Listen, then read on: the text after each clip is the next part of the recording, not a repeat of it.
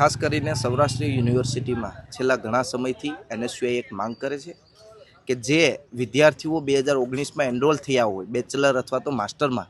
અને કોઈ કારણોસર એક બે વિષયમાં ફેલ થયા હોય અને તેની પરીક્ષાની સમય મર્યાદા પૂર્ણ થઈ હોય,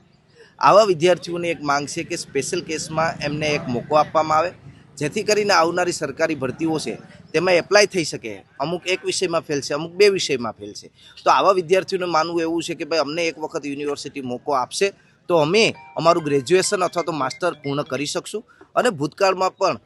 સૌરાષ્ટ્ર યુનિવર્સિટીમાં એનએસયુઆઈ દ્વારા માંગ કરવામાં આવી હતી કે 2011થી લઈ અને 2018 સુધીના જે વિદ્યાર્થીઓ એનરોલ થયા હતા એ વિદ્યાર્થીઓમાં જે એક બે વિષયમાં ફેલ થયા હતા એ લોકોની ફરી પરીક્ષા લેવા માટે એનએસયુઆઈએ રજૂઆત કરી હતી અને યુનિવર્સિટીએ વિદ્યાર્થીઓના હિતને ધ્યાનમાં રાખી અને તેના માટે પરીક્ષા લેવામાં આવી હતી. એવી જ રીતના જે આ 19વાળા વિદ્યાર્થીઓ રહી ગયા છે તેને એક મોકો આપી અને ગ્રેજ્યુએશન કરવા માટેનું જે પરીક્ષાની સમય મર્યાદા પૂર્ણ થઈ છે તેમાં વધારો કરી અને એ વિદ્યાર્થીઓને ન્યાય આપવા માટેની આજે રજૂઆત અમે કુલપતિશ્રી પાસે કરવાના છે.